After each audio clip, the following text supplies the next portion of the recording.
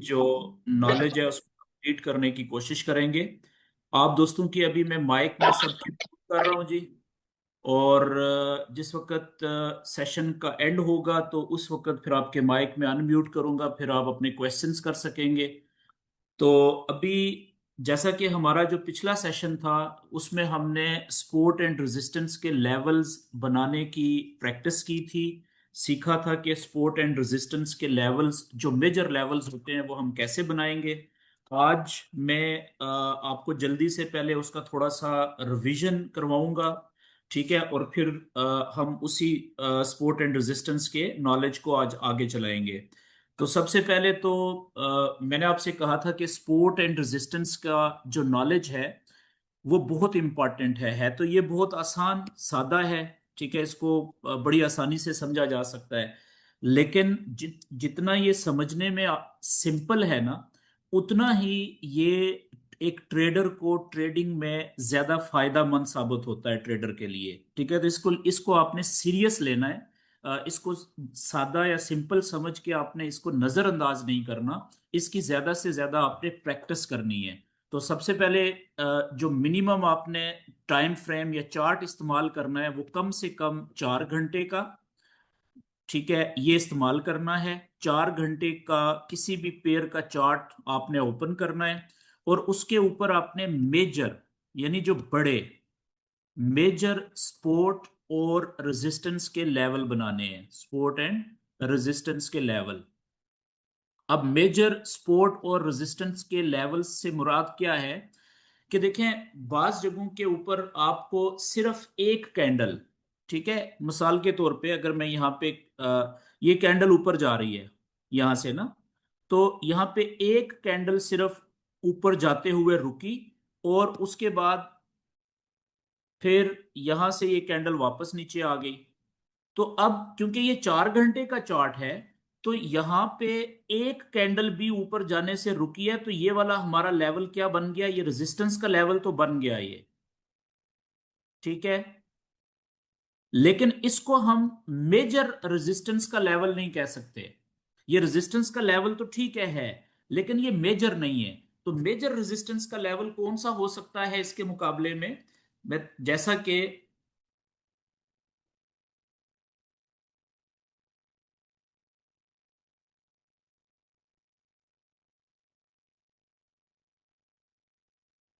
Okay, major level वो होगा कि जहां पे एक से ज्यादा कैंडल्स ऊपर जाते हुए रेजिस्टेंस के लेवल के ऊपर रुकें, रिजेक्ट हों और वहां से वापस आए, तो उस लेवल को हम मेजर लेवल ऑफ रेजिस्टेंस कहेंगे। मिसाल के तौर पे जैसे देखें, यहां से ये कैंडल ऊपर जा रही है। ठीक है, यहां से ये नीचे आ रही थी और नीचे से वापस ऊपर गई, और ऊपर जाते हुए फिर दोबारा अगर इसी रेजिस्टेंस के लेवल ने इसको रोका दूसरी दफा, यहां पे टक्कर मारी इसने और यहां से इसको रेजिस्टेंस के लेवल को तोड़ के ऊपर जाने की बजाय वापस नीचे चली गई। तो अब क्या हुआ कि अब ये देखें, यहां पे 2 दफा इस रेजिस्टेंस के लेवल ने दूसरी दफा भी सक्सेसफुली कामयाबी के साथ कैंडल्स को ऊपर जाने से रोक दिया। तो अब इसको आप मेजर लेवल ऑफ रेजिस्टेंस कह सकते हैं फ्यूचर के लिए। ठीक है, इसलिए क्योंकि ये देखें ना, 2 दफा इसने कामयाबी से कैंडल्स को ऊपर जाने से रोका है। इसी तरीके से इससे भी जो बड़ा मेजर का स्ट्रॉन्ग मेजर लेवल कौन सा होगा, जो कि 3 दफा, ठीक है, यहां से वापस कैंडल्स ऊपर गई जब कभी वापस नीचे से, और यहां से तीसरी दफा भी अगर सक्सेसफुली उसको ऊपर जाने से रोक देता है, तो ये इससे भी पहले लेवल से भी ज्यादा मेजर लेवल बन गया। तो जो रेजिस्टेंस का लेवल जितनी ज्यादा दफा कैंडल्स को ऊपर जाने से रोकने में कामयाब होगा, उतना ज्यादा वो मेजर रेजिस्टेंस का लेवल कहलाएगा। और इसी तरीके से अगर हम स्पोर्ट के लेवल की बात कर रहे हैं, तो वो स्पोर्ट का लेवल जो जितनी ज्यादा दफा कैंडल्स को नीचे जाने से रोकने में कामयाब हुआ होगा, उतना ही बड़ा या मेजर वो स्पोर्ट का लेवल हम उसको कहेंगे। ठीक है, तो ये क्लियर हो गया। तो हमने क्या करना होता है कि अपने चार्ट के ऊपर, अभी अगर मैं लाइव चार्ट के ऊपर आ जाऊं, तो हमने अपने 4 घंटे के कम से कम लाइव चार्ट के ऊपर हमने जो मेजर सपोर्ट और मेजर रेजिस्टेंस के लेवल होते हैं उनको हमने ड्रॉ करना होता है। ये हमने पिछली प्रैक्टिस की हुई थी, देखें। अगर मैं यहां से इन बाकी लेवल्स को डिलीट कर दूं, हम सिर्फ इस लाइव कैंडल को पकड़ लेते हैं जो अभी लाइव कैंडल चल रही है। ठीक है। पहले तो हमने जो उस पिछले सेशन में जो हमने ये लेवल्स बनाए थे वो तो सिर्फ प्रैक्टिस के लिए बनाए थे ना। अब मैं आपको एग्जैक्ट बता रहा हूं कि जिस वक्त आपने ट्रेड करनी है, ट्रेड करने से पहले आपने जैसे ही चार्ट ओपन किया, आपने कम से कम 4 घंटे का चार्ट किसी भी पेयर का ओपन कर लिया। उसके बाद आपने जो लाइव कैंडल है उसको देखना है। ये लाइव कैंडल है, ठीक है। तो लाइव कैंडल तो अभी चल रही है ना, इसकी शक्ल तो चेंज होगी, ये तो कंफर्म नहीं है अभी।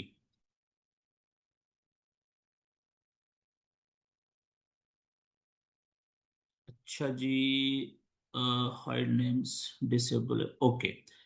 तो आपने ये जो लाइव कैंडल चल रही है, ठीक है, ये अभी क्लोज नहीं हुई, इसको इग्नोर कर देना है। आपने ये देखना है कि जो लाइव कैंडल है इसका जो हाई पॉइंट अभी तक बना है और जो लो पॉइंट अभी तक बना है, इसके लाइव कैंडल का जो अभी तक हाई पॉइंट बना है, क्या इसके पीछे लेफ्ट साइड पे उस हाई पॉइंट से नीचे किसी कैंडल का जो कि क्लोज हो चुकी है उसका हाई पॉइंट है, इसी तरीके से लो पॉइंट है। तो आप देखें कि हमारी जो लाइव कैंडल है वो ये वाली है। यहां पे जो लाइव हमारी कैंडल है उसका हाई पॉइंट अभी तक का ये बना है, और इसके पीछे आप देखें ये एक कैंडल है जिसका हाई पॉइंट यहां पे मौजूद है या इससे थोड़ा सा ऊपर मौजूद है। ठीक है, ये आपने हमने नोट करना है, ये वाला। अच्छा, इसी तरीके से यहां पे मैं ड्रा करता हूं और फिर मैं आपको बताता हूं कि ये हम इस तरीके से इसका मकसद क्या है या इसका फायदा क्या होगा, पर्पस क्या है। अब जी मैं यहाँ पे ये लेफ्ट साइड पे टूल्स में आऊंगा और यहां से रेक्टेंगल को सिलेक्ट करूंगा। ठीक है, और मैं एक लेवल जो है अपना बना के, ये जो ये वाली जो कैंडल है, ठीक है, ये वाली प्रीवियस कैंडल जिसका हाई पॉइंट यहां पे था, मैं यहां से इसको रेजिस्टेंस को लूंगा इस जगह से, और लेवल की मोटाई में छोटी रखूंगा। क्योंकि देखें ये जो हमारी लाइव कैंडल है ना, ये अभी इसीलिए यहां से ऊपर नहीं जा पा रही। यहां पे क्यों रुक रही है ये, क्योंकि ये पीछे रेजिस्टेंस का लेवल मौजूद है। ये देखें ये वाली कैंडल जो रेड है कितना ऊपर गई थी यहां तक, और फिर इस पॉइंट से ऊपर नहीं जा सकी थी, यहां से वापस रिजेक्ट हो गई थी। तो ये बड़ा पावरफुल रेजिस्टेंस का हमारा लेवल है जिसने हमारी लाइव कैंडल को अभी तक ऊपर जाने से रोका हुआ है। देखें यहां से वापस ये नीचे आ रही है। अच्छा, अब एक तो ये हमारा पहला रेजिस्टेंस का लेवल है इस लाइव कैंडल के लिए। अब अगली जो बात है, हमने ये देखना है कि क्या ये मेजर लेवल है रेजिस्टेंस का। यहां पे तो देखें एक दफा कैंडल रुकी, वापस आ गई, और दूसरी दफा ये रिजेक्ट हो रही है यहां पे। ठीक है, बार ये कैंडल जो ऊपर जा रही है, तो इस पॉइंट को अभी तक देखें रेजिस्टेंस के लेवल को ये तोड़ के ऊपर जाने में कामयाब नहीं हुई, बल्कि यहां से वापस रिजेक्ट हो रही है। ठीक है, तो इट मींस के ये यहां पे भी रिएक्ट कर रही है, यहां पे भी ये कैंडल को ऊपर जाने से रोक रही है। तो समहाउ ये मेजर लेवल तो है ये वाला। अच्छा, पीछे अब इसी लेवल को एक्सटेंड करें जरा माजी में, इसी लेवल को, तो आप देखें कि माजी में भी ये लेवल काफी जगहों पे काफी कैंडल्स को ऊपर जाने से कामयाबी से रोक चुका हुआ है। ठीक है, तो इसका मतलब है कि ये नॉर्मल लेवल नहीं है, ये मेजर लेवल है रेजिस्टेंस का। ठीक है, ये देखें, और पीछे भी आप जाएंगे तो बस इतना काफी है, 8-10 कैंडल्स पीछे जाना काफी होता है। ठीक है, तो ये हमारा एक मेजर लेवल ऑफ रेजिस्टेंस है। ओके जी, इसी तरीके से अब हम जो पहला सपोर्ट का लेवल है, इमीडिएट सपोर्ट का लेवल, अब देखें वो कहां पे बनेगा। अब आप देखें इसी लाइव कैंडल का लो पॉइंट अभी तक का जो बना है वो यहां तक का है ना। ये कंफर्म तो नहीं है क्योंकि कैंडल का टाइम अभी चल रहा है। देखें इसको, 45 मिनट्स और 20 सेकेंड अभी रहते हैं कंप्लीट होने में, इस कैंडल को क्लोज होने में। लेकिन जो लो पॉइंट है इस कैंडल का, इससे पीछे आप देखें जो अभी नजदीकी कैंडल है, नियर मोस्ट कैंडल जो, उसका जो लो पॉइंट है वो ऑलरेडी यहां पे आ रहा है इस जगह पे। ठीक है, यहां पे। तो हमारा जो इमीडिएट पहला सपोर्ट का लेवल होगा लाइव कैंडल के लिए, वो कहां पे होगा? मैं इसी को लेवल को ऊपर जो येलो मैंने बनाया था रेजिस्टेंस का, उसी को मैं अब देखें ये यहां पे मैं इसको रखूंगा, ये इस जगह पे यहां पे, क्योंकि जो ऊपर भी आप देखें मैंने रेजिस्टेंस का लेवल कहां पे बनाया था कि जो लाइव कैंडल है उसका जो हाई पॉइंट अभी तक का बना है, ये कच्चा है, उसके पीछे मैंने देखा था कि कहां पे प्रीवियस किसी कैंडल का हाई पॉइंट क्लोज हुआ है, तो मुझे नियर मोस्ट ये वाला मिला था, क्योंकि इसके नजदीक तरीन तो ये वाली कैंडल है पिछली, लेकिन इसका जो हाई पॉइंट है वो तो काफी नीचे है, उसको तोड़ के ये ऊपर जा चुकी हुई है लाइव कैंडल जो है। बिल्कुल इसी तरीके से आप देखें कि नियर मोस्ट ये वाली जो कैंडल है, ये इसका हमारी लाइव कैंडल का देखें लो पॉइंट तोड़ के नीचे जाके यहां तक है, तो ये हमारा पहला सपोर्ट का लेवल है जो अभी टूटा नहीं है। ये कैंडल जब नीचे जाएगी तो पहला सपोर्ट का लेवल ये होगा जो इसको नीचे जाने से रोकने की कोशिश करेगा, सपोर्ट वन, ठीक है, पहला लेवल। अच्छा, क्या ये मेजर लेवल है? इसको हम पीछे लेके जाके देखते हैं, और लेवल की हमने विड्थ जो है, मोटाई इंतहाई कम रखनी है ताकि हमारी चार्ट के ऊपर ज्यादा से ज्यादा जगह खाली रहे। तो आप ये देखें कि इस जगह के ऊपर यहां पे आप देखें कि ये लेवल था, और ये इसी लेवल ने देखें यहां पे सपोर्ट का किरदार भी अदा किया हुआ है, कैंडल्स को नीचे जाने से रोकने की कोशिश की हुई है, और ये पीछे देखें रेजिस्टेंस का किरदार भी अदा किया हुआ है, फिर ये, और इसी तरीके से अगर आप पीछे लेके जाएंगे माजी में तो ये देखें यहां पे सपोर्ट और रेजिस्टेंस का किरदार इसने फिर अदा किया हुआ है, तो ये भी हमारा मेजर लेवल है। ठीक है, इसको थोड़ा सा आप फाइन ट्यूनिंग कर सकते हैं, ऊपर नीचे अपने हिसाब से यहां पे कर सकते हैं, ये इस जगह पे, ठीक है, यहां पे अब देखें ये कितने लो पॉइंट्स को मैंने टच करने की कोशिश किया, और यहां पर ये हाई पॉइंट्स को भी, तो ये हमारा पहला मेजर सपोर्ट का लेवल है। सिमिलरली अगर दूसरा सपोर्ट का लेवल हम बनाएं कि अगर ये कैंडल नीचे आए यहां से, और ये इसको, ये पहला सपोर्ट का लेवल इसको नीचे जाने से रोकने में कामयाब ना हो, पहला लेवल सपोर्ट का टूट जाए, तो नीचे आएगा, तो दूसरा सपोर्ट का लेवल कहां पे होगा? मेजर। तो वो मैं दूसरा सपोर्ट का लेवल देखें यहां पे ये बना सकता हूं, ठीक है, ये वाला। और हमने राइट साइड के ऊपर जिधर कैंडल ने चलना होता है उधर थोड़ा सा लेवल्स को एक्सटेंड करना होता है, ताकि हमें जिस वक्त कैंडल नीचे आएगी तो हमें पता चल सके, ठीक है। ये देखें ये वाला लेवल, ये मैंने दूसरा बना दिया ये वाला, क्योंकि देखिए तीन कैंडल्स हैं 4 घंटे वाली, और तीनों कैंडल्स इस जगह से तोड़ के नीचे नहीं जा सकी, ठीक है। तो ये हमारा दूसरा एक मेजर सपोर्ट का लेवल बन गया दूसरा। अब आप ये कह सकते हैं कि इन दोनों लेवल्स के बीच में यहां पे भी तो ये लेवल है, ठीक है, लेकिन ये लेवल जरूर है सपोर्ट का। जब ऊपर से कैंडल नीचे आएगी तो ये इसको रोकने की कोशिश कर सकती है, लेकिन ये मेजर लेवल नहीं है। क्यों? क्योंकि सिर्फ एक दफा यहां पे कैंडल रुकी है, ठीक है, और माजी में भी देखें एक दफा रुकी थी लेकिन ये टूट चुका हुआ है, तो ज्यादा मजबूत ये वाला है। हाँ, छोटा सा मैं एक बीच में लेवल बना जरूर दूंगा, उसका कलर चेंज कर दूंगा, लेकिन वो मेजर नहीं होगा, थोड़ा सा माइनर होगा, उसका मैं कलर चेंज कर देता हूं, ठीक है, लेकिन वो भी रोक सकता है कैंडल को नीचे जाने से। और ये मैं देखें यहाँ पे एक छोटा सा लेवल ये भी बना लूंगा, ताकि मुझे पता हो कि यहाँ ये लेवल भी रोक सकता है, क्योंकि 4 घंटे का एक कैंडल का है, ठीक है। तो मेजर लेवल ये पहला था और दूसरा ये हो गया। इसी तरीके से अगर मेजर रेजिस्टेंस का दूसरा लेवल इस पहले लेवल से ऊपर, वो कहां पे बनेगा? तो हमने कम से कम 2 से 3 लेवल रेजिस्टेंस के बनाने होते हैं लाइव कैंडल के ऊपर, और कम से कम 2 से 3 ही हमने सपोर्ट के मेजर लेवल बनाने होते हैं, क्योंकि 4 घंटे के चार्ट का जो एक लेवल भी होता है ना, वो भी काफी पावरफुल होता है। तो एक वक्त में ज्यादा से ज्यादा कितने 2 लेवल टूट जाएंगे, 3 लेवल टूट जाएंगे सपोर्ट के या रेजिस्टेंस के। तो अब जो दूसरा मेजर लेवल आएगा, ठीक है, वो आप देखें ये वाला एक बड़ा अच्छा लेवल बन रहा है, ये वाला, क्योंकि ये लाइव कैंडल है। इसके ऊपर देखें नजदीक तरीन कैंडल माजी में कौन सी, ये देखें ये है, इसके ऊपर से यहां से ऊपर नहीं जा सकी थी, और इसी लेवल को हम दूसरा बड़ा लेवल, इसका मेजर लेवल कह लेंगे, क्योंकि देखें इसने माजी में रेजिस्टेंस का भी एक बड़ा अच्छा किरदार अदा किया, और इसी लेवल ने सपोर्ट का भी बड़ा अच्छा किरदार अदा किया हुआ है। तो वो लेवल जो सपोर्ट और रेजिस्टेंस दोनों का किरदार माजी में अदा कर चुका हो बार बार, वो बड़ा पावरफुल और स्ट्रांग लेवल होता है। तो ये हमारा दूसरा एक मेजर लेवल रेजिस्टेंस का हो गया। इसी तरीके से यहां तक बात क्लियर होगी जी?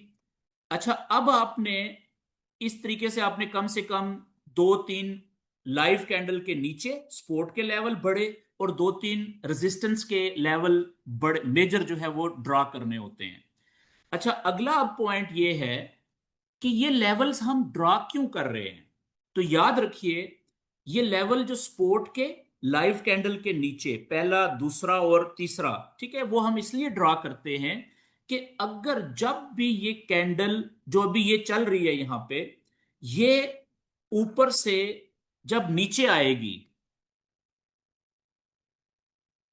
मिसाल के तौर पे ये कैंडल यहां से आहिस्ता आहिस्ता ये नीचे आती है इधर, ठीक है, नीचे आती है, तो जैसे ही ये बड़े स्पोर्ट के लेवल के ऊपर यहां पे आएगी ना, तो यहां पे हम इसको ऑब्जर्व करेंगे, ठीक है, बड़े गौर से देखेंगे कि इस लेवल के पहले स्पोर्ट के लेवल के ऊपर आके ये कैंडल कैसे बिहेव करती है। ये हमारा स्पोर्ट का पहला लेवल है, और ये हमारा स्पोर्ट का दूसरा बड़ा लेवल था, और ये बीच में दूसरा ये भी है, लेकिन ये छोटा है, बड़ा ये है नीचे स्पोर्ट का, ये बड़ा लेवल है, सेकंड स्पोर्ट का लेवल। तो अच्छा, अब हम यहां पे जिस वक्त ये कैंडल पहुंचेगी स्पोर्ट के पहले लेवल के ऊपर, तो यहां पे आप यूं समझ लें कि हम इसको इंतहाई इंटरेस्ट के साथ, दिलचस्पी के साथ ऑब्जर्व करेंगे कि यहां पे पहला लेवल क्या कैंडल्स को रोकने में कामयाब होता है नीचे जाने से, या कि नहीं कामयाब होता। ठीक है, तो याद रखने वाली बात है कि जब कैंडल हमारे स्ट्रांग सपोर्ट के लेवल के ऊपर आती है, तो हम फौरी तौर पे क्या करते हैं कि अपना जो चार्ट का साइज होता है ना, टाइम फ्रेम, वो छोटा कर देते हैं। ठीक है, कैसे, ये आप देखिएगा कि फर्ज करें ये कैंडल जैसे ही यहां पे पहुंची इधर नीचे, तो मैं ये 4 घंटे का चार्ट है ना, तो इसको मैं फौरी तौर पे 1 घंटे पे ले आऊंगा। ये आप देखें, ये हमारी जगह है, ये पहला लेवल है। अच्छा, या मैं उससे भी छोटा चार्ट, 1 घंटे से भी छोटा, 30 मिनट का होता है, 30 मिनट पे ले आऊंगा या 15 मिनट पे ले आऊंगा। अब होगा क्या कि देखें, इस जगह को देख लें, ये वाली जो पहले ये जगह है, ठीक है, यहां पे। अब अगर मैं ये वाली जो जगह है, इस जगह को आप गौर से देखें, ये वाली जगह, जब मैंने 15 मिनट का चार्ट ओपन किया, तो मुझे 15 मिनट की कैंडल बता रही है कि ये पहली कैंडल थी ऊपर से जो नीचे आई, रेड कैंडल, अगली 15 मिनट की कैंडल और नीचे आई, लेकिन तीसरी जो 15 मिनट की कैंडल थी वो आई, उसने सपोर्ट के लेवल को टच किया, और क्लोज कहां पे जाके हुई है, ऊपर जाके हुई है, नीचे से रिजेक्शन मिली है इसको। इसका मतलब क्या था, ये जो आखिरी कैंडल रेड है नीचे 15 मिनट की, ये क्या बता रही है, इसकी जो शेप है वो हमें क्या बता रही है कि ये कैंडल ओपन यहां पे हुई थी ऊपर, पहले नीचे गई थी, सेलर ज्यादा थे तो इसलिए नीचे गई थी, फिर यहां से वापस ये ऊपर गई है, विक देखें, रिजेक्शन नीचे की तरफ है ना, तो जब इसका टाइम पूरा हुआ तो ये यहां पे जाके क्लोज हुई है।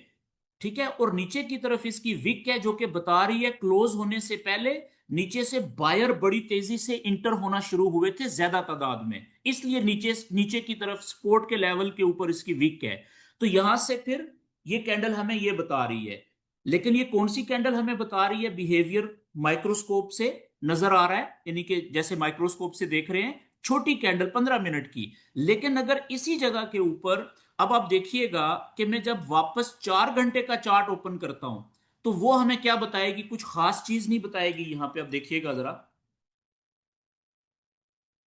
अगर मैं यहां पे ही वापस जाता हूं, 1 घंटे का चार्ट ओपन करता हूं बड़ा, 1 घंटे का, तो आप देखें ये यहां पे बता रहा है जी इस जगह पे 1 घंटे की भी, लेकिन अगर मैं 4 घंटे की कैंडल ओपन करूंगा, तो यहां पे हमें कुछ क्लैरिटी के साथ नहीं बता रही है। यहां पे आप देख रहे हैं को हमें समझ नहीं आ रही, कंफ्यूजन है।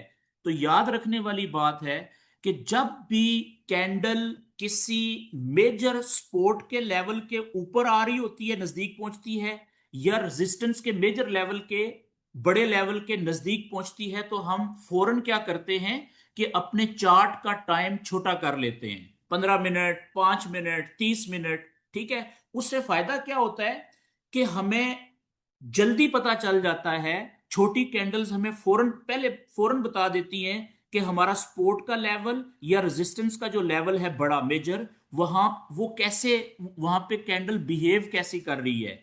ठीक है ना, जैसे हम माइक्रोस्कोप से देख रहे होते हैं, बारीकी से देख रहे होते हैं, इंतहाई दिलचस्पी के साथ। ये बात क्लियर होगी जी। अच्छा, अगली बात क्या है कि देखें, हमने जो स्पोर्ट का लेवल होता है ना, जो मेजर लेवल होता है, ये लेवल हम बनाते इसलिए हैं कि ताकि जो स्पोर्ट का लेवल है मेजर, वहां से जब कैंडल ऊपर से जब आके नीचे से जब वापस ऊपर की तरफ उठना शुरू होती है, तो वहां से हम बाय की ट्रेड ले सकें। ठीक है, बाय की ट्रेड याद रखने वाली बात है कि जो मेजर सपोर्ट का लेवल होता है, ये सपोर्ट का लेवल है ना मेजर, इसका हमें बनाने का फायदा क्या हुआ था कि जब प्राइस ऊपर से नीचे आई, हम इसको गौर से देख रहे थे, आई, इसने सपोर्ट के मेजर लेवल को तोड़ के नीचे तो नहीं जा सकी, यहां से जैसे ही ऊपर उठना शुरू किया तो ताकि हम यहां से ही बाय की ट्रेड पकड़ लेते। ठीक है, सपोर्ट के लेवल का फायदा ये होता है। और इसी तरीके से जो हम रेजिस्टेंस का लेवल बनाते हैं, ये ऊपर हमारा रेजिस्टेंस का लेवल है बड़ा, मेजर रेजिस्टेंस लेवल। तो इसका मकसद क्या होता है कि हम देखें कि जैसे ही कैंडल नीचे से ऊपर आए और रेजिस्टेंस के लेवल को टक्कर मारे और उसको तोड़कर ऊपर जाने की बजाय ऊपर ना जा सके, और वहां से जब जैसे ही वापस नीचे की तरफ मुड़ना शुरू हो, तो वहां से हम रेजिस्टेंस के लेवल से नीचे से कैंडल जैसे ही नीचे गिरना शुरू हो नीचे की तरफ, तो यहां से हम सेल की ट्रेड ले सकें। ये रेजिस्टेंस के बड़े लेवल का फायदा होता है, सेल ट्रेड। आपको समझ लग गई इस बात की? ठीक है, पर्पस ये होता है। लेकिन याद रखने वाली बात है कि सपोर्ट हो का लेवल हो बड़ा या रेजिस्टेंस का बड़ा लेवल हो, मेजर लेवल हो, दोनों लेवल से जब कैंडल्स वापस मुड़ती हैं, चाहे हम बाय की ट्रेड लें या सेल की ट्रेड लें, दोनों तरह की ट्रेड्स लेने से पहले हमें किसी खास किस्म की कंफर्मेशन या विटनेस, यानी गवाही या शहादत की जरूरत होती है। ये बात समझ आ रही है आपको? ऐसा नहीं है कि जैसे ही आपने ये लेवल बनाए हुए थे मेजर, और स्पोर्ट के लेवल के ऊपर कैंडल आई और यहां से जैसे ही ऊपर उठना शुरू हुई और आप बाय की ट्रेड में इंटर हो जाएं। इसी तरीके से ये रेजिस्टेंस का लेवल बना हुआ था, जैसे ही प्राइस इसको नीचे से टक्कर मारी इसने कैंडल ने, यहां से वापस नीचे ऊपर की तरफ रिजेक्शन मिलना शुरू हुई, प्राइस नीचे की तरफ जाना शुरू हुई और आप सेल की ट्रेड में इंटर हो जाएं। इससे ज्यादा बेहतर क्या होता है कि हम जैसे ही प्राइस इन लेवल्स के ऊपर पहुंचती है, यहां पे सपोर्ट के लेवल के ऊपर आए, टक्कर मारे, तो ट्रेड में इंटर होने से पहले हमें यहां पे कोई ना कोई कंफर्मेशन की जरूरत होती है जी। कंफर्मेशन, या जिसे हम विटनेस कहते हैं, गवाही। इसी तरीके से रेजिस्टेंस के लेवल को ऊपर जब टक्कर मार के वापस प्राइस नीचे आती है, तो ट्रेड में, सेल की ट्रेड में इंटर होने से पहले हमें यहां पे कोई कंफर्मेशन चाहिए होती है या विटनेस चाहिए होती है। किसकी? सेल की, सेल कंफर्मेशन। और यहां पे सपोर्ट के लेवल पे बाय की कंफर्मेशन चाहिए होती है, बाय, ताकि हम धड़ल्ले के साथ ट्रेड में इंटर हो सके। तो वो कंफर्मेशंस जो होती हैं या गवाहियां या शहादतें जो होती हैं, वो कितनी किस्म की होती हैं? वो मुख्तलिफ किस्म की होती हैं जी। ठीक है, मल्टीपल किस्म की होती हैं, चार पांच छह मुख्तलिफ किस्म की हो सकती हैं। वो आगे आप वक्त के साथ साथ पढ़ेंगे मुख्तलिफ किस्में कंफर्मेशंस की। लेकिन अभी जो सबसे आसान मैं आपको बताना चाहता हूं, वो क्या है? वो है जिसको हम कहते हैं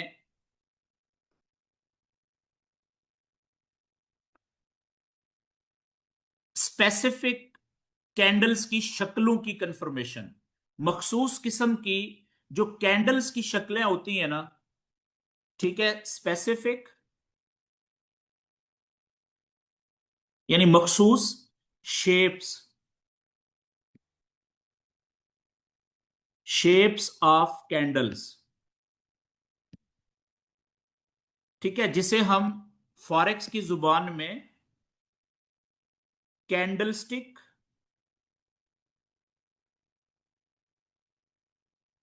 पैटर्न्स, पैटर्न्स का मतलब होता है मखसूस किस्म की शक्लें, पैटर्न्स कंफर्मेशंस।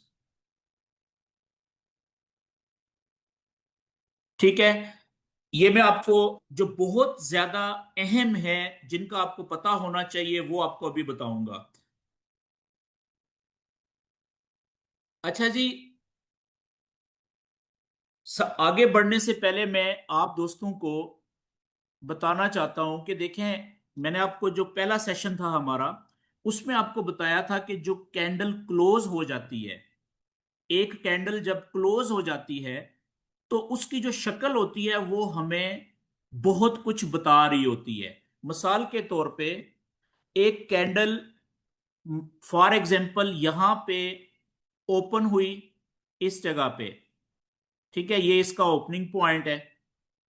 ओपन होने के बाद ये कैंडल पहले जाती है ऊपर, ये यहां तक ऊपर गई थी, ठीक है। उसके बाद फिर यहां से ये वापस नीचे आना, जब ऊपर गई थी तो इसका कलर क्या था, ग्रीन था। फिर ये कैंडल वापस नीचे आना शुरू होती है, ठीक है। जब वापस नीचे आना शुरू होती है तो जैसे ही ये ओपनिंग पॉइंट से नीचे आना शुरू होती है ना, तो इसका जो कलर है वो क्या हो जाता है जी, वो रेड होना शुरू हो जाता है, ठीक है।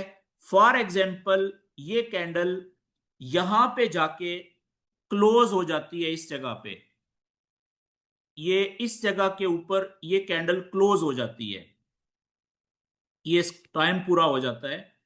तो अब इसकी जो शक्ल बनेगी फाइनल, जो प्रिंट होगी, वो कुछ इस तरीके से बनेगी। ऊपर की तरफ ये विक छोड़ देगी, और नीचे इसका ओपनिंग से लेके क्लोजिंग तक का जो कलर होगा, यानी बॉडी का जो कलर होगा, वो रेड होगा, ठीक है। और फॉर एग्जाम्पल ये कैंडल यहां तक गई थी ऊपर तक, तो ऊपर इतनी बड़ी विक होगी। तो अब ये जो कैंडल है ना, जब क्लोज हो चुकी है, तो ये हमें क्या बता रही है कि जब ये कैंडल क्लोज हुई, इसका टाइम पूरा हुआ, उस वक्त ये नीचे जा रही थी। ऐसा है कि नहीं? क्योंकि पहले ये ओपन होने के बाद ऊपर गई थी, ये आप देखें, ऊपर इसलिए गई थी क्योंकि बायर बहुत ज्यादा थे, लेकिन इस पॉइंट से ऊपर नहीं जा सकी, और फिर वापस तेजी के साथ नीचे आना शुरू हो गई। क्यों? क्योंकि अब बायर कम होना शुरू हो गए, बाय के ऑर्डर कम हो गए और सेलर ज्यादा हो गए, ठीक है। और सेलर इतने ज्यादा थे कि वो उसको यहां तक नहीं लेके आए ओपनिंग पॉइंट तक, बल्कि नीचे लेके जा रहे थे, मुकम्मल हावी थे सेलर। और यहां पे इसका टाइम पूरा हो गया। अगर ये टाइम पूरा ना होता इस कैंडल का, तो मुमकिन था कि इसको और नीचे लेके चले जाते। मेरी बात समझ रहे हैं? तो जब ये कैंडल क्लोज हो गई, तो इसकी जो शक्ल बनी है वो हमें ये बता रही है कि अगर ये कैंडल का टाइम पूरा ना होता ना, तो हो सकता है चांसेस ज्यादा ये थे कि ये और नीचे जाती। क्यों? क्योंकि जो सेलर्स थे आखिरी वक्त में, सेलर्स बहुत ज्यादा थे, पूरे कंट्रोल में थे। सेलर्स इस कैंडल को ड्राइव कर रहे थे, यानी बायर थोड़े थे और सेलर ज्यादा थे। ये बात समझ गए हैं आप? ठीक है। अच्छा, अब इसी तरीके से एक कैंडल की मैं शेप और बनाता हूं कि फॉर एग्जांपल एक कैंडल ये है कि ये ओपन यहां पे हुई इस जगह पे, ठीक है, यहां पे ओपन हुई। ओपन होने के बाद फॉर एग्जांपल ये थोड़ा सा ऊपर गई, थोड़ा सा, और फिर वहां से वापस नीचे आ गई, ठीक है। नीचे आई तो यहां पे इस ओपनिंग पॉइंट से नीचे जैसे ही आई, तो यहां से इसका कलर रेड होना शुरू हुआ था, ठीक है। फॉर एग्जाम्पल ये इस जगह तक आई, ठीक है, यहां तक नीचे तक, लेकिन फिर ये वापस ऊपर जाना शुरू हुई, और जब इसका टाइम पूरा हुआ तो फॉर फॉर एग्जाम्पल यहां पे ये क्लोज हो गई इस जगह पे, ठीक है। तो इसकी जो फाइनल शेप बनेगी वो कुछ इस तरीके से बनेगी। अब देखें, ओपन ऊपर हुई, क्लोजिंग पॉइंट नीचे है, तो जो ओपनिंग पॉइंट से लेके क्लोजिंग पॉइंट तक का जो गैप है, फासला है, ये हमारी बॉडी है ना कैंडल की, इसका कलर क्या होगा? रेड होगा। ठीक है, और इसके ऊपर जो विक है, देखें बिल्कुल छोटी सी है, ये ऊपर की तरफ। अब ये शेप बन गई। तो ये शेप जो कैंडल की है, वो हमें, क्योंकि क्लोज हो चुकी है ना ये कैंडल, इसका टाइम पूरा हो गया है, ये क्लोज हो गई है यहां पे। तो इसकी जो शेप है कैंडल की, वो हमें क्या बता रही है? वो ये बता रही है कि पहले तो जब ये कैंडल यहां पे ओपन हुई, तो उसके बाद सेलर्स बहुत ज्यादा कंट्रोल में थे पहले, इसलिए ये प्राइस नीचे आई थी, क्योंकि सेलर की तादाद ज्यादा थी। ठीक है, क्योंकि प्राइस कैंडल नीचे तब भी जाती है ना जब सेल करने वालों की तादाद ज्यादा हो और बाय करने वालों की तादाद कम हो। लेकिन इस पॉइंट पे आने के बाद सेलर्स की तादाद कम होना शुरू हो गई। क्यों? क्योंकि यहां से बायर इंटर हुए फिर। ठीक है, और उन्होंने, बायर ज्यादा होना शुरू हो गए, क्योंकि ये प्राइस वापस ऊपर रिजेक्ट हो रही है, ऊपर जा रही है अब। ठीक है, तो वो ऊपर प्राइस इसलिए जा रही है क्योंकि बायर ज्यादा है। और जिस वक्त इस कैंडल का टाइम पूरा हुआ, क्लोज हुई, तो उस वक्त बायर पूरे कंट्रोल में थे, यानी बायर्स की तादाद ज्यादा थी, और वो बायर प्राइस को ऊपर लेके जा रहे थे। इसका मतलब ये हुआ कि अगर इस कैंडल का टाइम पूरा ना होता, यहां पे ये क्लोज ना होती, तो एन मुमकिन है, ज्यादा चांसेस थे कि ये इसको बायर मजीद स्पीड से ऊपर लेके चले जाते और ये यहां पे जाके ऊपर जाके कहीं पे क्लोज होती। ऐसा है कि नहीं है? तो जो कैंडल की स्पेशली क्लोजिंग का टाइम होता है ना, एक क्लोज्ड कैंडल का शक्ल जो है वो हमें बहुत कुछ बता देती है उसकी क्लोजिंग के टाइम के बारे में। ये बात क्लियर होगी जी? तो इस तरह की जो क्लोज्ड कैंडल्स होती हैं, उनकी जो शेप्स होती हैं, वो कुछ मखसूस किस्म की शक्लें ऐसी होती हैं जिनको हम ट्रेड में इंटर होने से पहले कंफर्मेशन के तौर पे इस्तेमाल कर सकते हैं। ठीक है। अच्छा, ऐसी तीन शक्लें हैं कैंडल्स की जो बहुत ज्यादा इस्तेमाल होती हैं कंफर्मेशन के लिए, ट्रेड में, ट्रेड लेने से पहले कंफर्मेशन के तौर पे जिनको इस्तेमाल किया जाता है, वो तीनों मैं अभी आपको बताने लगा हूं जी। सबसे पहले तो हम बाय की ट्रेड की बात कर लेते हैं। सबसे पहले हम बाय की ट्रेड की बात कर लेते हैं कि बाय की ट्रेड हम कहां से लेंगे? सपोर्ट के लेवल से के ऊपर से या रेजिस्टेंस के लेवल के ऊपर से? सपोर्ट के लेवल के ऊपर से। बाय की ट्रेड हम तब लेते हैं जब प्राइस ऊपर से आए नीचे, नीचे हो बड़ा सपोर्ट का लेवल, और सपोर्ट के लेवल के ऊपर इस जगह पे कहीं पे, सपोर्ट के लेवल के ऊपर तीन शक्लों में से किसी एक शक्ल की कैंडल बन जाए। पहली शक्ल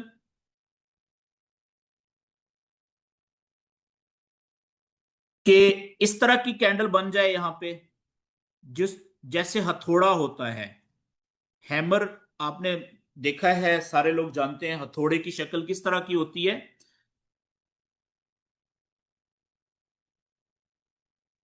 ये नीचे की तरफ इसका जो विक होती है वो काफी बड़ी होती है, और इसकी जो बॉडी होती है वो छोटी होती है। बॉडी का कलर ग्रीन भी हो सकता है और रेड भी हो सकता है, दोनों कलर हो सकते हैं, ग्रीन और रेड।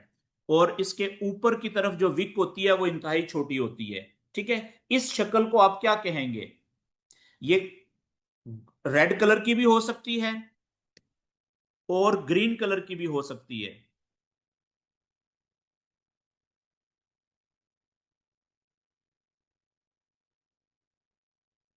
दोनों कैंडल की शक्लें हैमर कहलाती हैं, यानी हैमर हथौड़े को कहते हैं, हथौड़े से मिलती जुलती शक्ल होती है, इसको आप कहते हैं हैमर, हथौड़ा कैंडल। ठीक है, अगर ये वाली कैंडल स्पोर्ट के ऊपर, स्पोर्ट के स्ट्रांग लेवल के ऊपर बन जाए, जैसे ही कैंडल्स ऊपर से आए और यहां पे ये वाली कैंडल की शक्ल बन जाए कुछ इस तरीके से, ये देखिएगा ऐसे,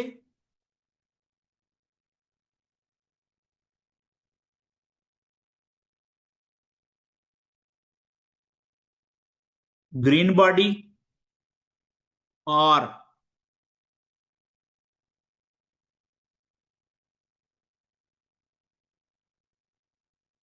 ये रेड बॉडी की कैंडल बन जाए, शक्ल यही हथौड़े वाली।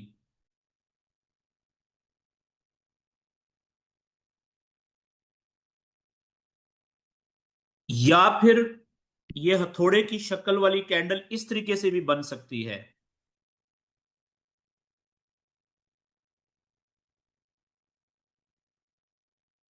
इसकी विक जो स्पोर्ट के लेवल से नीचे तक जाए, लंबी ऐसे।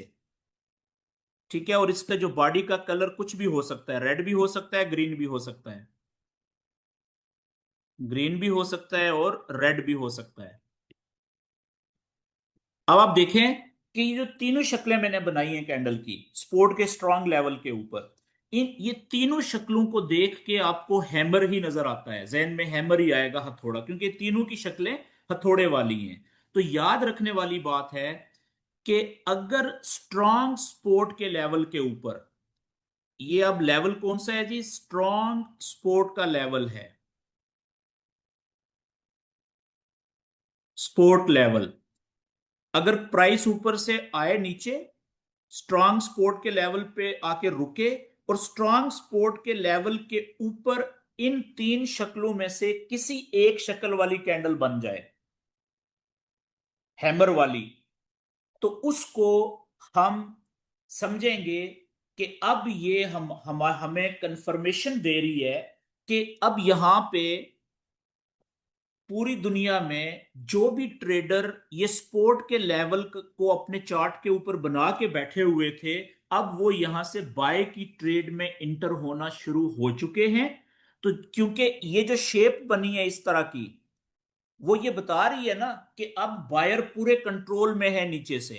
ठीक है, बायर इंटर होना शुरू हो गए हैं। तो इसका मतलब है कि अब हमारे लिए भी बाय की ट्रेड में इंटर होने का प्रॉपर टाइम है, जबरदस्त टाइम है ये। ठीक है, तो इस कैंडल की शक्ल को हम कंफर्मेशन के तौर पे इस्तेमाल करते हुए हम बिग बाय की ट्रेड में इंटर हो जाएंगे। कहां से? अब मैं वापस आता हूं। ये सपोर्ट का लेवल है, और फॉर एग्जांपल ये प्राइस ऊपर से गिरी, हम इंतजार कर रहे थे कि इस सपोर्ट के लेवल के ऊपर आके प्राइस रुके। जरूरी नहीं है फौरन, हो सकता है यहां पे कहीं पे भी सपोर्ट के लेवल पे। ठीक है, बाज औकात पहली ही कैंडल बना देगी उस शक्ल की, बाज औकात दूसरी तीसरी चौथी कैंडल बनाएगी उस तरह की शक्ल। तो यहां पे कहीं पे भी ये मुमकिन है कि शुरू में एक कैंडल थोड़ी सी ऊपर जाए यहां से, और उसकी शक्ल कुछ इस तरीके से हो, लेकिन कोई खास शक्ल नहीं है जो हमने पढ़ी है, वो नहीं है, और शक्ल है कोई। ठीक है, हो सकता है कि अगली कैंडल का कलर जो है वो इस तरीके से बने, रेड कलर बन जाए, तो ये भी एक रेड कैंडल है स्पोर्ट के लेवल पे। लेकिन ये उस इसकी शक्ल उस तरह की नहीं है जिसको हम बाय की ट्रेड में बुलिश कंफर्मेशन के तौर पे इस्तेमाल कर सकें, यानी हैमर वो नहीं है जो हमने पढ़ा है। फर्ज करें यहां पे आगे चल के एक कैंडल ऐसी बन जाती है, ठीक है, कि जिसकी शक्ल जो है वो होती है हैमर की तरह, चाहे वो ग्रीन कलर की हो या उसकी बॉडी जो हो रेड कलर की, एक तरह एक ही बात है। ठीक है, तो अब देखें ये हैमर बन गया। इसका मतलब ये हुआ कि अब ये कैंडल की शक्ल ये बता रही है कि बायर इंटर होना शुरू हो गया। देखें नीचे की तरफ से रिजेक्शन है बहुत बड़ी सपोर्ट के लेवल पे। ठीक है, तो अब हमें यहां से बाय की ट्रेड में इंटर होना चाहिए। कहां से? अब ये कैंडल, इसका जो ग्रीन कलर है वो बता रहा है कि ये कैंडल ओपन यहां पे हुई थी और क्लोज यहां पे हुई। ठीक है, तो जब ये कैंडल क्लोज यहां पे हुई है, तो अगली कैंडल जब ओपन होगी वो यहां पे होगी ना, इस जगह पे। अगली कैंडल का ओपनिंग पॉइंट ये होगा नई कैंडल का। तो अगली कैंडल ओपन होने के बाद या तो दो ऑप्शंस हो सकते हैं कि नीचे की तरफ आए तो ये सपोर्ट के लेवल को टक्कर मारे, और यहां से फिर ऊपर की तरफ उठना शुरू हो तो हम या तो यहां से बाय की ट्रेड में एंटर होंगे, इस जगह से। ये आइडियल जगह होती है बाय की ट्रेड में एंटर होने के लिए। ठीक है जी, यहां से। या फिर हो सकता है कि ये जो अगली कैंडल थी तीसरी, हैमर से अगली, ये ओपन होने के बाद नीचे आए ही ना, और यह जहां पे ओपन हुई है इस जगह पे यहां से ही ऊपर जाना शुरू कर दे। तो ऐसी सूरत में जो पिछली कैंडल थी हैमर, इसका जो हाई पॉइंट है इससे जैसे ही ऊपर निकलेगी तो फिर हम यहां से बाय की ट्रेड में इंटर हो सकते हैं। आप समझ गए हैं कि जो हैमर के बाद अगली जो कैंडल बनेगी कंफर्मेशन वाली कैंडल से अगली कैंडल, वो पहली बात तो यह है कि हम इंतजार करेंगे कि ओपन होने के बाद वो नीचे आए, सपोर्ट के लेवल के नजदीक आए, और वहां से जैसे ही वो नजदीक से ऊपर की तरफ उठना शुरू करेगी तो हम बाय की ट्रेड में इंटर होंगे। लेकिन जरूरी तो नहीं है ना कि वो नीचे आए, ओपन होके तो सपोर्ट के लेवल के नजदीक आए। हो सकता है कि वो वहां से ही ऊपर की तरफ भागना शुरू कर दे। तो फिर ऐसी सूरत में जैसे ही वो पिछली कैंडल कंफर्मेशन वाली कैंडल की जो हाई पॉइंट था उससे ऊपर निकलेगी तो वहां से हम बाय की ट्रेड में इंटर हो जाएंगे। ये बात क्लियर होगी जी। अच्छा, जब आप बाय की ट्रेड में इंटर हो गए स्पोर्ट के लेवल से, तो अब आपने जो पहली वीडियो देखी थी पहले सेशन की, उसमें आपको बताया था कि कोई भी ट्रेड बगैर स्टॉप लॉस के, जब भी आपने ट्रेड लेनी है ना, ट्रेड में इंटर होना है, तो ट्रेड के अंदर आपने स्टॉप लॉस भी जरूर लगाना है, SL यानी स्टॉप लॉस। ठीक है, इसको कहते हैं स्टॉप लॉस, SL शॉर्ट में। और उसकी टीपी भी जरूर लगानी है। टीपी कहते हैं, टीपी कहते हैं टेक प्रॉफिट को, टेक प्रॉफिट यानी यानी ट्रेड में इंटर तो हो गए आप। अब आपने फौरी फैसला करना है कि अगर ये ट्रेड बाय की आपके खिलाफ जाना शुरू हो जाए तो आपको नुकसान होना शुरू हो जाएगा ना। तो कितना नुकसान आप बर्दाश्त कर सकते हैं, ये स्टॉप लॉस ये डिफाइन करता है। ठीक है, कि अगर ट्रेड तो आपने ली है नॉलेज के मुताबिक, नॉलेज ये कह रहा है सपोर्ट एंड रेजिस्टेंस का कि कंफर्मेशन भी हमें मिल गई, और अब ज्यादा चांसेस ये हैं कि ये ट्रेड बाय की नहीं ऊपर की सिमत में ही जाएगी। लेकिन थोड़ी देर के लिए फर्ज करें कि नॉलेज गलत भी तो हो सकता है ना किसी भी जगह के ऊपर बगैर किसी वजह के। तो अगर ये ऊपर जाने की बजाय यहां से प्राइस यानी कैंडल वापस नीचे, आपने बाय की ट्रेड ली इधर से, और ऊपर जाने की बजाय यहां से ये नीचे आना शुरू हो जाए प्राइस, तो आपका नुकसान बढ़ना शुरू हो गया है ना। अगर ऊपर जाती बाय की ट्रेड में तो आपका जितना ऊपर जाती रहती उतना प्रॉफिट होना था। तो ऐसी सूरत में आपकी ट्रेड का जो स्टॉप लॉस है, ठीक है, वो कहां पे हो, थोड़ा सा सपोर्ट के लेवल से थोड़ा सा नीचे, यहां पे आपने स्टॉप लॉस लगाना है। यानी अपनी ट्रेड में आपने ये वाली जो फिगर आ रही है ना प्राइस की, ये आपने फीड कर देनी है। इसका मतलब क्या हुआ कि जैसे ही आपकी ट्रेड नॉलेज के खिलाफ जाएगी, स्टॉप लॉस जहां पे आपने लगाया है इस पॉइंट को टच करेगी, तो थोड़े नुकसान में आपकी ये ट्रेड खुद ब खुद क्लोज हो जाएगी। अब आपको ज्यादा नुकसान नहीं होगा, ज्यादा नुकसान से आप बच जाएंगे। ये तो हो गया, आपने स्टॉप लॉस लगा दिया। अब आपने टेक प्रॉफिट टीपी कहां पे लगानी है। फर्ज करें कि ये ट्रेड आपके फेवर में चलना शुरू होगी, जैसे आपने सोचा था नॉलेज के मुताबिक कि बाय की ट्रेड ली है और अब यहां से ये ऊपर ही जाएगी, आप एक्सपेक्ट कर रहे थे।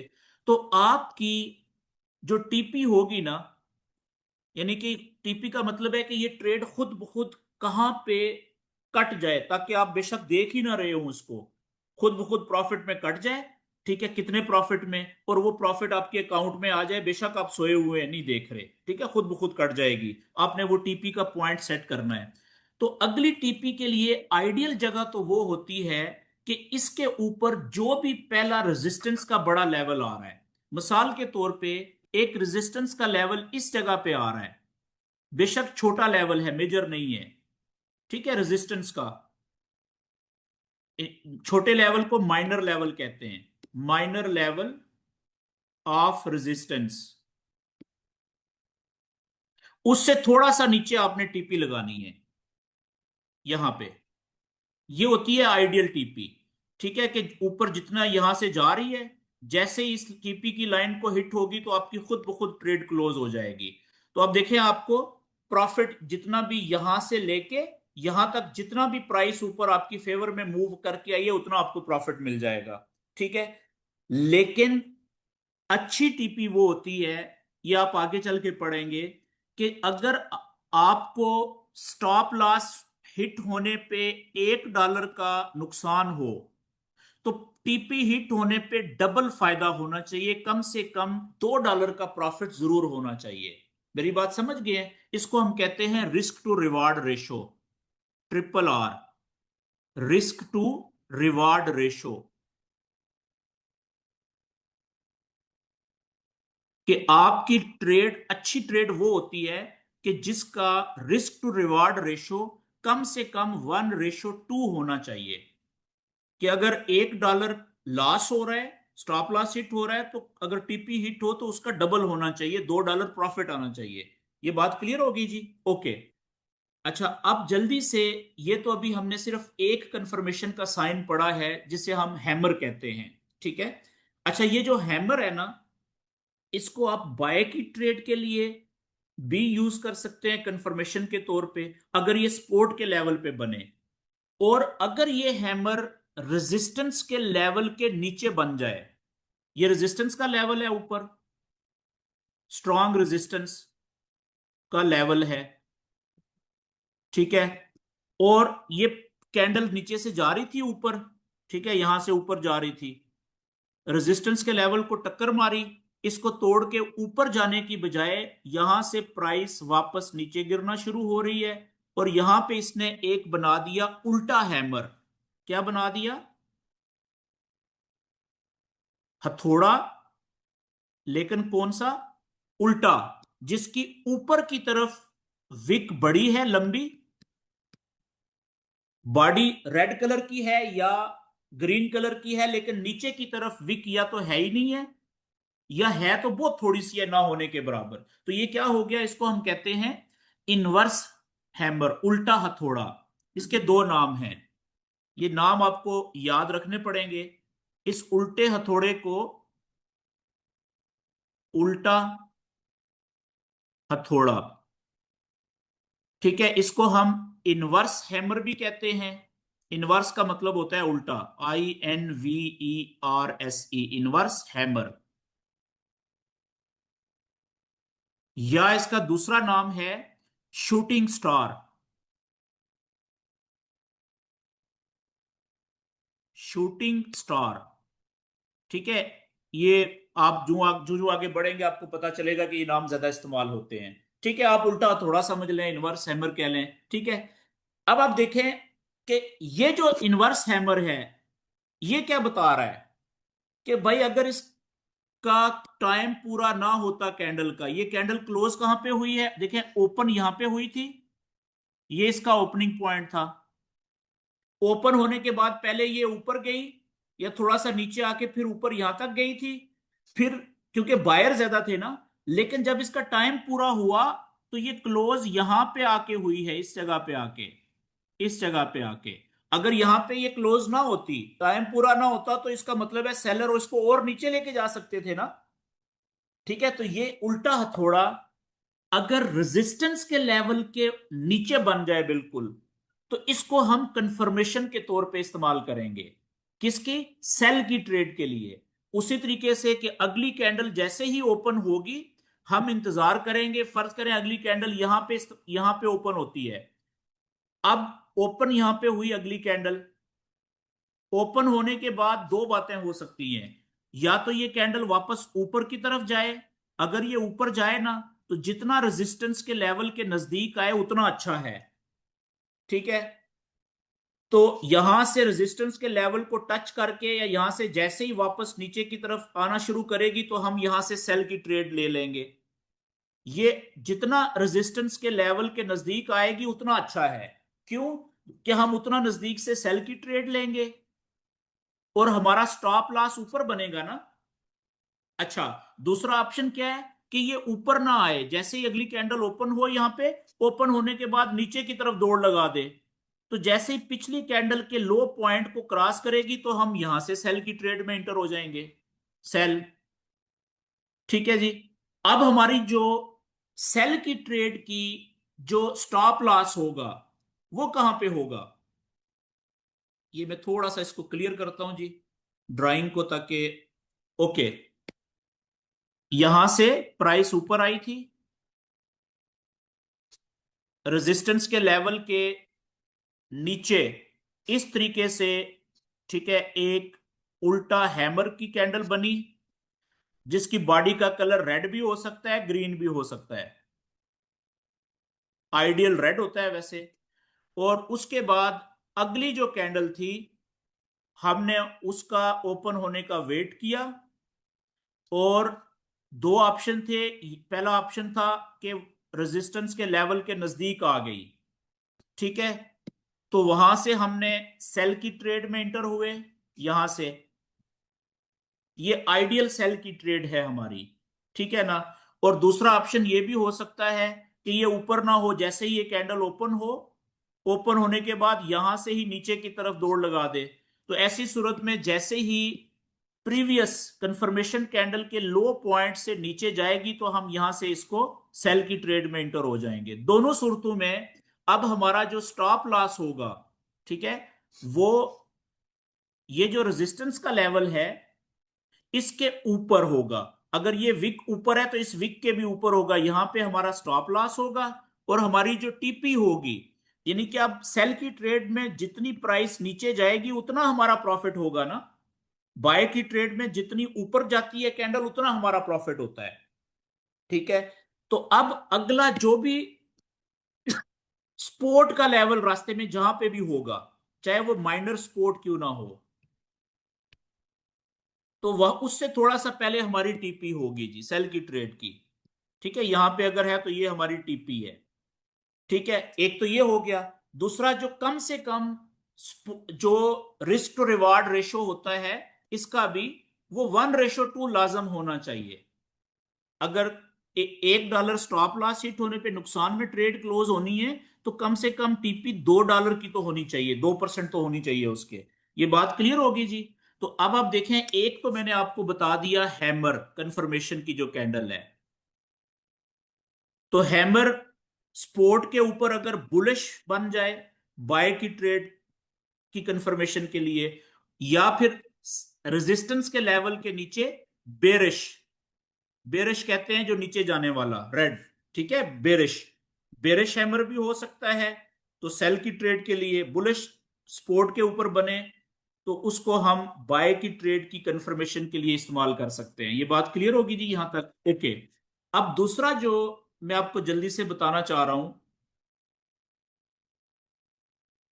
कंफर्मेशन का जो पैटर्न है कैंडल का, ठीक है, उसमें ज्यादा टाइम नहीं लगना, क्योंकि अब कंसेप्ट आपका बेसिक क्लियर हो गया है।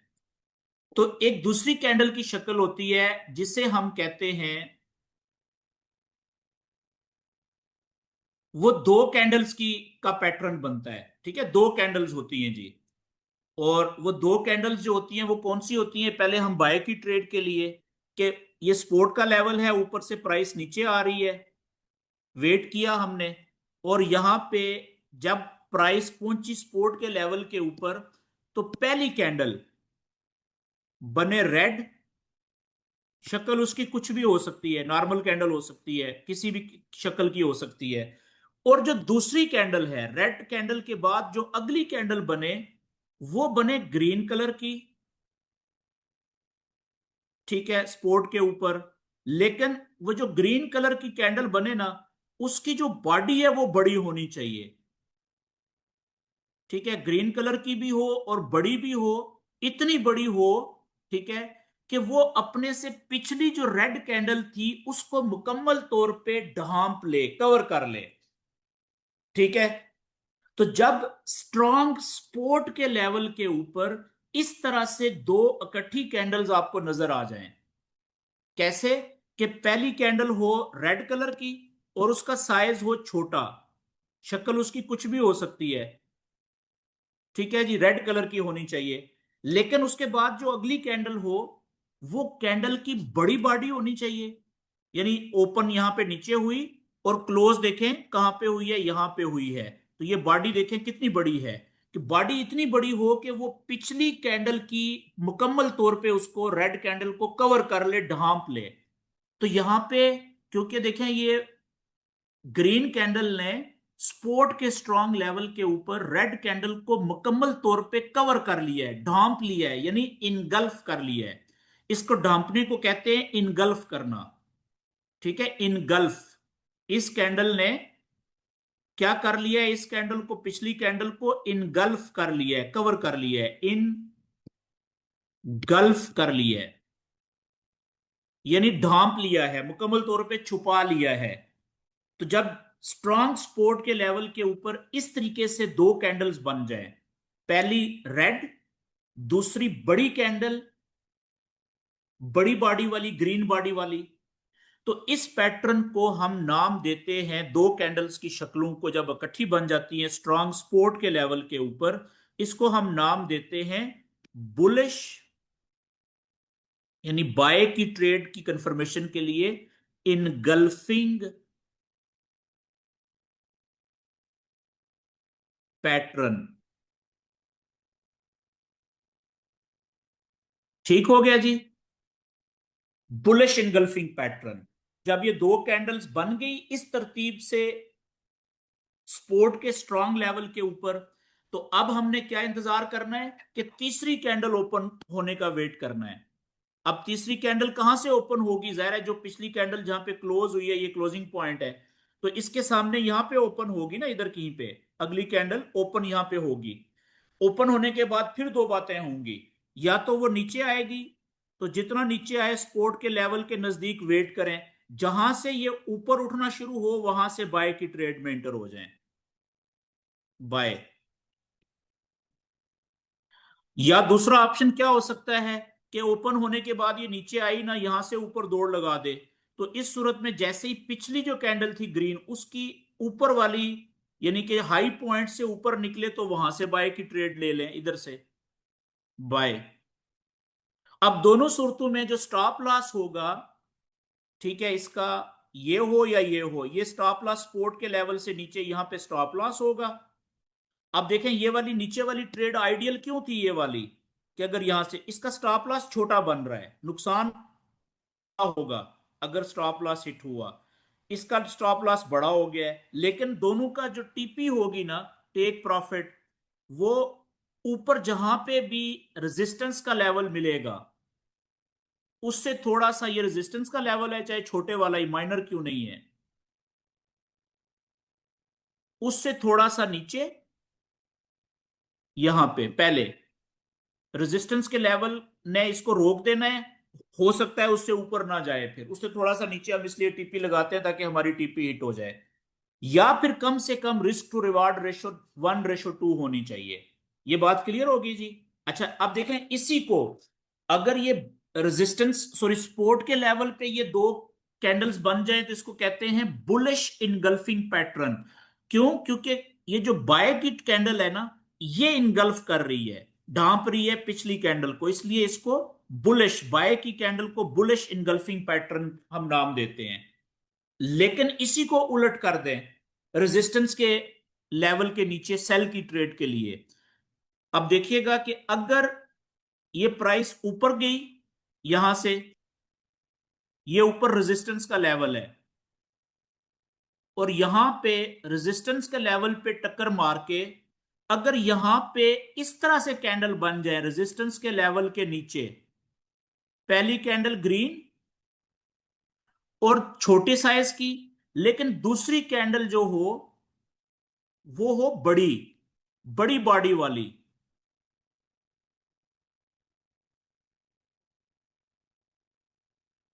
ठीक है, ये जल्दी से मैं इसको, ये ऊपर गई थी प्राइस, रेजिस्टेंस के लेवल को टक्कर मार के यहां पे पहली कैंडल बन जाए ग्रीन कलर की, लेकिन छोटा साइज हो उसका, जितना भी हो, लेकिन जो उसके बाद दूसरी कैंडल बने ना, वो रेड कलर की होनी चाहिए और उसकी बॉडी बड़ी होनी चाहिए। कितनी बड़ी होनी चाहिए कि कम से कम वो पिछली जो ग्रीन कैंडल है उसको मुकम्मल तौर पे ढांप ले, कवर कर ले। तो इन दो कैंडल्स के पैटर्न को अगर ये रेजिस्टेंस के लेवल के नीचे बन जाएं, तो इसको हम क्या कहते हैं जी, नीचे जो बना था ना इस तरीके से सपोर्ट के लेवल के ऊपर, पहली कैंडल थी रेड, उसका साइज था छोटा, लेकिन जो दूसरी कैंडल थी उसका उसका कलर था ग्रीन और साइज था बॉडी का बड़ा।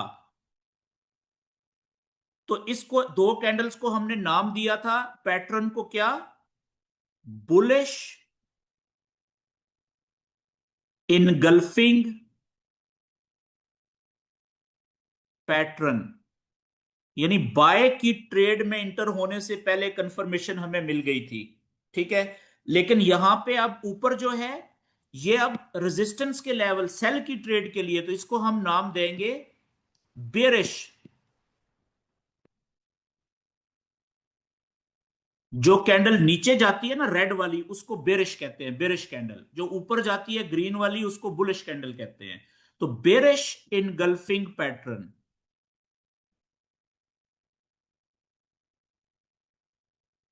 यानी नीचे जाने वाली रेड कैंडल ने इनगल्फ किया है पहली कैंडल को, ग्रीन कैंडल को, ठीक है। तो अब यहां पे सेल की ट्रेड कब लेंगे? जो तीसरी कैंडल है, अब देखें ये रेड कैंडल यहां पे क्लोज हुई है ना इधर नीचे, इसीलिए इसकी बॉडी का कलर रेड है। अगली जो कैंडल होगी तीसरी, वो इधर कहीं पे ओपन होगी। ओपन होने के बाद क्या हो सकता है? दो ऑप्शन हो सकते हैं, या तो ये ऊपर जाए तो वेट करें कि जितना रेजिस्टेंस के लेवल के नजदीक आए वहां से नीचे जाना शुरू करे ना, तो यहां से सेल की ट्रेड पकड़ लें, इधर से सेल। दूसरा ऑप्शन क्या हो सकता है कि ये यहां से ओपन होने के बाद ऊपर जाए नहीं, यहां से ही नीचे दौड़ लगा दे। तो जैसे ही पिछली कैंडल जो है उसके लो से नीचे जाए, लो पॉइंट से, तो यहां से सेल कर दें। दोनों सूरतों में इस सेल की ट्रेड का जो स्टॉप लॉस होगा वो होगा ये रेजिस्टेंस के लेवल से ऊपर थोड़ा सा स्टॉप लॉस, और जो टीपी होगी टेक प्रॉफिट, दोनों का वो होगा नीचे जहां पे भी स्ट्रॉन्ग सपोर्ट का लेवल मिलेगा आपको, बेशक छोटा ही हो, उससे थोड़ा सा पहले। ठीक है जी। अब देखें वही दो शक्लें हैं उलट। नीचे सपोर्ट के लेवल पे रेड कैंडल छोटी पहले और ग्रीन कैंडल बड़ी बाद में, लेकिन रेजिस्टेंस के लेवल के नीचे शक्लें चेंज हो गई हैं। छोटी कैंडल पहले है और वो ग्रीन कलर की है, और बड़ी कैंडल बाद में और वो रेड कलर की। ठीक है जी, इसे इनगल्फिंग या पैटर्न कहते हैं दोनों को, नीचे वाला बुलिश, ऊपर वाला बेरिश। ये बात क्लियर होगी। एक पैटर्न और इंपॉर्टेंट है जो बताना जरूरी है, वो भी मैं अभी बता देता हूं जल्दी से, जो बहुत इंपॉर्टेंट है। ये तीनों पैटर्न बार बार मिलेंगे आपको। अच्छा जी, तीसरे पैटर्न का नाम है, बड़े बड़े खूबसूरत नाम है, ठीक है, और ये बड़े काम के भी हैं। अगर स्पोर्ट के लेवल के ऊपर, ठीक है, नीचे स्पोर्ट का लेवल है, ऊपर से प्राइस आ रही है नीचे, अगर यहां पे तीन कैंडल्स इकट्ठी बन जाएं, ठीक है, तीन कैंडल्स, अब ये तीन कैंडल्स इकट्ठी, तीन कैंडल्स का पैटर्न है, ठीक है। तो इसमें पहली कैंडल हो रेड कलर की, स्पोर्ट के लेवल के ऊपर रेड कलर की हो, उसका साइज छोटा भी हो सकता है, बड़ा भी हो सकता है, ठीक है, किसी भी लेकिन रेड कलर की पहली कैंडल। और जो दूसरी कैंडल है ना, वो बड़ी इंपॉर्टेंट है, वो हो प्लस के साइन वाली, लेकिन स्पोर्ट के ऊपर उसकी विक लगनी चाहिए, घुसी हुई होनी चाहिए नीचे, चिपकी हुई इस तरीके से। ये प्लस के साइन वाली कैंडल कौन सी होती है? जिसकी या तो बॉडी होगी ही नहीं, अगर होगी छोटी बॉडी होगी, वो ग्रीन कलर की भी हो सकती है और वो रेड कलर की भी हो सकती है, लेकिन बॉडी होगी छोटी, ठीक है। और जो तीसरी कैंडल होगी ना, वो बड़ी इंपॉर्टेंट है, वो होगी बड़ी और ग्रीन कलर की होगी, बड़ी बॉडी वाली।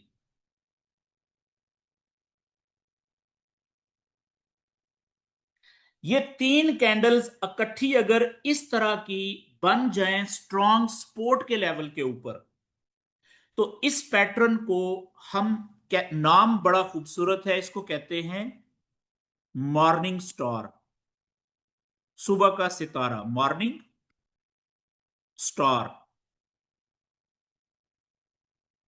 ठीक है, इसको रटा लगाना है। मॉर्निंग स्टार कौन सा होता है जी?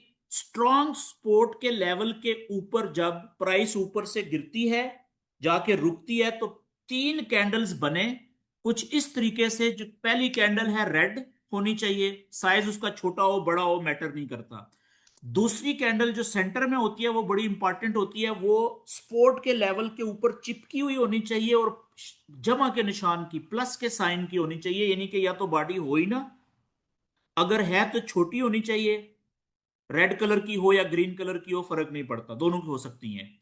और तीसरी कैंडल जो हो वो लाजम है कि बाय की होनी चाहिए और बड़ी बॉडी की होनी चाहिए, इतनी बड़ी बॉडी हो जो दूसरी कैंडल का हाई पॉइंट है ना उससे लाजम ऊपर क्लोज होनी चाहिए, लाजम। तो इस तीन कैंडल्स के पैटर्न को हम कहते हैं मॉर्निंग स्टार। अब ये भी बाय की कंफर्मेशन का पैटर्न है, जो कह रहा है कि भाई अब बाय लोगों ने करना शुरू कर दिया है। इस सूरत में जो चौथी कैंडल शुरू होगी वो इधर ओपन होगी कहीं पे, दो बातें होंगी, अगर तो नीचे आ जाए प्राइस तो वेट करें, इधर जितना सपोर्ट के लेवल के नजदीक आके ऊपर उठना शुरू हो तो यहां से बाय करें। या दूसरी बात क्या होगी कि जहां पे ओपन हुई है वहां से ही ऊपर दौड़ लगा देगी, तो जैसे ही पिछली कैंडल के हाई से ऊपर निकले, ठीक है, तो यहां से बाय कर लें। इन दोनों में से ये वाली जगह ज्यादा आइडियल होती है, नीचे वाली। ठीक है, क्यों? क्योंकि इसका देखें स्टॉप लॉस दोनों का ये छोटा बन रहा है, यहां पे स्टॉप लॉस होगा, और टीपी जो होगी वो कहां पे होगी, वही के ऊपर, जो भी रेजिस्टेंस का लेवल आएगा पहला उससे थोड़ा सा पहले टीपी लगा दें। ठीक है जी। अब आप देखिएगा ये हो गया मॉर्निंग स्टार। मॉर्निंग स्टार का जो उलट होगा ना वो क्या होता है जी, इवनिंग स्टार। सेल की ट्रेड के लिए देखिए वो भी बड़ा जबरदस्त है। अब देखें प्राइस गई ऊपर, वेट किया आपने, रेजिस्टेंस के लेवल के नीचे पहली कैंडल होनी चाहिए ग्रीन, दूसरी कैंडल होनी चाहिए प्लस के साइन वाली, लेकिन चिपकी हुई होनी चाहिए रेजिस्टेंस के लेवल के साथ, उसकी बॉडी या तो बिल्कुल ही ना हो, कोई कलर ना हो, अगर हो तो छोटी हो, रेड कलर की हो या ग्रीन कलर की हो फर्क नहीं पड़ता, एक ही बात होती है। लेकिन जो तीसरी कैंडल होगी ना वो बड़ी इंपॉर्टेंट होगी, वो रेड कलर की ही होनी चाहिए और उसकी बॉडी बड़ी होनी चाहिए। कितनी? जो दूसरी कैंडल है उसके लो पॉइंट से नीचे तक आनी चाहिए, बेशक थोड़ा सा नीचे आए। जब ये रेजिस्टेंस के लेवल के नीचे तीन कैंडल्स इस तरीके से बन जाएं तो इस शक्ल को या पैटर्न को हम नाम देते हैं, रेजिस्टेंस के लेवल के नीचे इवनिंग स्टार। इवनिंग स्टार, ठीक है जी, शाम का सितारा। इसके बाद ये भी स्ट्रॉन्ग सेल का सिग्नल होता है, कंफर्मेशन होती है, ठीक है। और अच्छा, ये जितने भी मैंने तीन पैटर्न्स आपको बताए हैं ना शक्लें, ये छोटे टाइम छोटे चार्ट्स में भी बन जाए ना, 5 मिनट में 15 मिनट में, तो भी कंफर्मेशन पक्की हो जाती है, छोटी कैंडल्स में जल्दी नजर आ जाते हैं। ठीक है, तो इसके बाद ये बन गया तो अगली कैंडल देखें, ये क्लोज तो यहां पे हुई है ना ये वाली, अगली कैंडल ओपन इधर होगी कहीं पे, तो या तो ऊपर आए, सबसे अच्छा है वेट करें, जितना रेजिस्टेंस के लेवल के नजदीक आ जाए, यहां से जैसे ही नीचे जाना शुरू करे प्राइस तो यहां से आप सेल कर दें, सेल की ट्रेड ले लें। या फिर जहां पे ओपन हुई थी अगर ऊपर नहीं जाती रेजिस्टेंस के लेवल तो यहां से नीचे दौड़ लगाएगी, तो इधर से जैसे ही पिछली कैंडल्स का लो पॉइंट क्रॉस हो नीचे तो यहां से सेल की ट्रेड ले लें। आइडियल इसमें ऊपर वाली है क्योंकि उसका स्टॉप लॉस ये छोटा बनेगा यहां पे दोनों का, और टीपी जो होगी आगे नीचे जो भी रेजिस्टेंस का लेवल मिलेगा, ठीक है, उससे थोड़ा सा पहले टीपी लगा दें। ले जी, ये तीन मैंने आज आपको बाय और तीन ही सेल की ट्रेड से पहले जो कंफर्मेशन के साइंस होते हैं वो बता दिए। ठीक है, तो इसकी आपने प्रैक्टिस भी करनी है जी, और रट्टा भी लगाना है। ये वीडियो आपको मिल जाएगी, ठीक है, इसको एक दो दफा देखिएगा तो सारा चीज आपको कंसेप्ट क्लियर हो जाएगा। कल का जो हमारा सेशन होगा अगला, उसमें हम क्या करेंगे कि लाइव चार्ट के ऊपर हम सपोर्ट एंड रेजिस्टेंस के लेवल बना के देखेंगे कि कहां पे हमें इन तीनों में से कौन सी कैंडल की बाय की ट्रेड में कंफर्मेशन मिली थी, कौन सी कैंडल की कंफर्मेशन हमें मिली थी इन तीनों में से, रेजिस्टेंस के लेवल के नीचे। तो अगर हमने ट्रेड ली होती सेल की उसके बाद, तो वो कितना उसने हमें प्रॉफिट दिया। बाय की ली होती तो कितना उसने हमें प्रॉफिट दिया। अगर प्रॉफिट नहीं दिया, स्टॉप लॉस हिट हुआ, तो कहां पे होना चाहिए था, टीपी कहां पे होनी चाहिए थी। तो लाइव चार्ट के ऊपर कल हम जरा प्रैक्टिस करेंगे इसी की, ठीक है। आप सब दोस्तों से गुजारिश है कि आपने अब होमवर्क करना है अपना, ये साइंस की याद भी करने हैं, पेपर पेंसिल लेके ये बनाने हैं, स्पोर्ट के ऊपर भी, रेजिस्टेंस के ऊपर भी, तीनों, ठीक है। और अगर किसी ने पहले स्पोर्ट और रेजिस्टेंस के मेजर लेवल बनाने की प्रैक्टिस नहीं की, तो अपने प्रैक्टिस